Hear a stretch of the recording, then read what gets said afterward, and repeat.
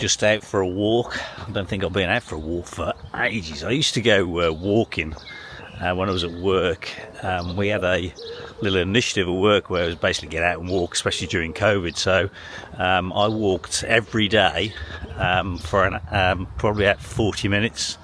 I used to go just round the local area, but it was about 6 o'clock in the morning. I used to go just before I started work, and it's just an idea just to get moving more than anything else. And I stopped doing it. My back went on all sorts, and you know what it's like, you get out of the habit of it.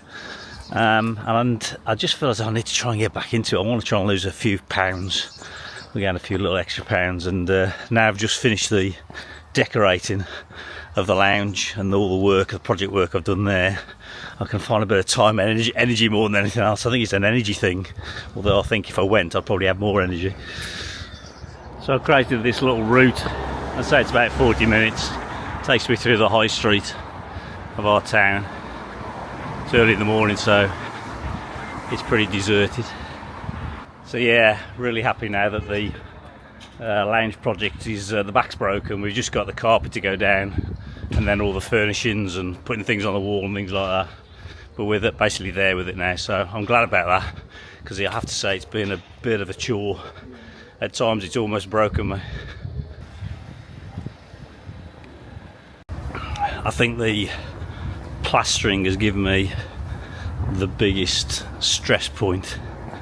I learned quite a bit.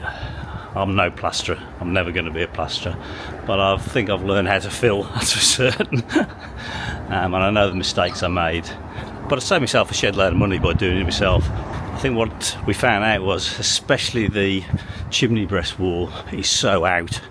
That's caused me a real problem. And whilst it's not perfect, if you go around the lounge you'll find still things that's wrong with it. It's good as it's going to be perfectly honest. So it's never quite as simple as these DIY YouTube videos you watch. So yeah, pretty pleased with the result at the end of the day. It looks nice, clean, and most of the point Jane likes it. So it'll be good just to be able to get in there and sit in there, because it's been several weeks now. I think the underfloor work I've done with the insulation, we can already feel the benefit of sound, but also when we put the heating on, because we've got that extra radiator now in the lounge part under the window, we can also feel heat where we never before. It was always struggling to retain the heat. So I think that whole room feel will hopefully change. So yeah, we can't wait the next few weeks when we start to dress it, because that's when it all comes together, isn't it?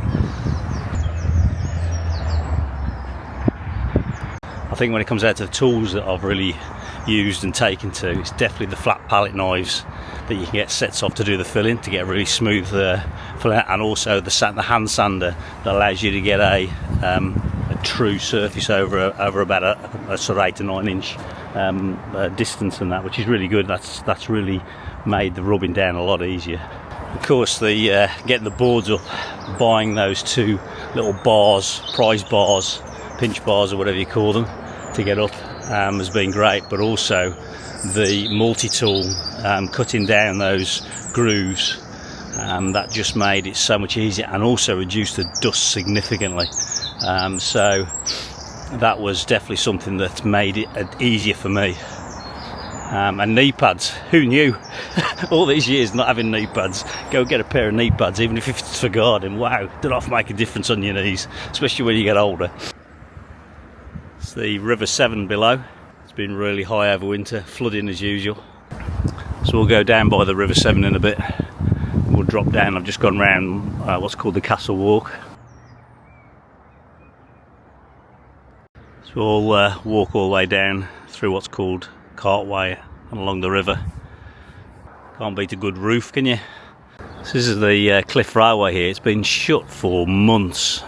There's safety concerns on the top here that the council have been involved with, and they shut it down. It's privately owned, so God knows how they've kept going.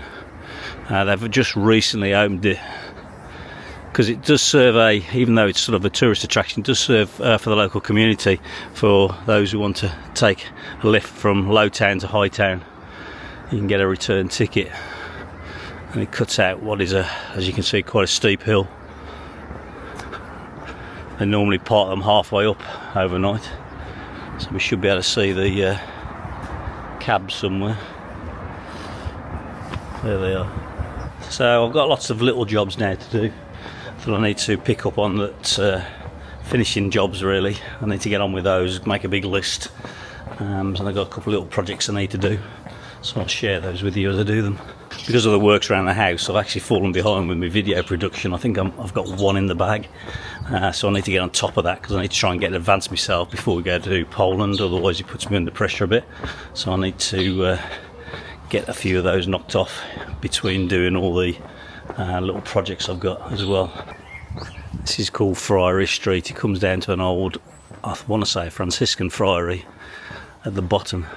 So we're down the bottom of the hill. We've walked, you can probably just see in the far distance at the top there, we walked around Castle Walk where the church is, St Mary's Church is there. It's amazing to think this river will actually break the banks here, so it rises at 8, 10, 12 feet.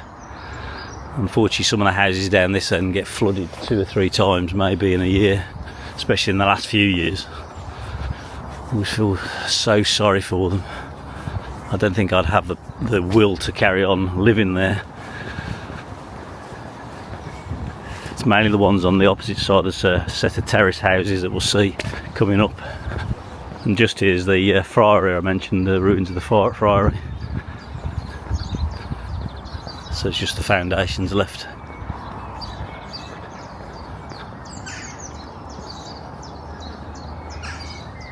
Yeah, I was right, Franciscan friary. So those houses over there, which are probably 8 to 10 feet up, they just get flooded out, pumping out and all sorts. There's no flood defences here, unfortunately. So we'll leave it there for this one. I'm heading back home. Jane's promised me a fruit pot breakfast, wherever that is. So we'll try that. And I'm going to have a bit of a slower day today, do a bit of video editing I think. Catch you next time.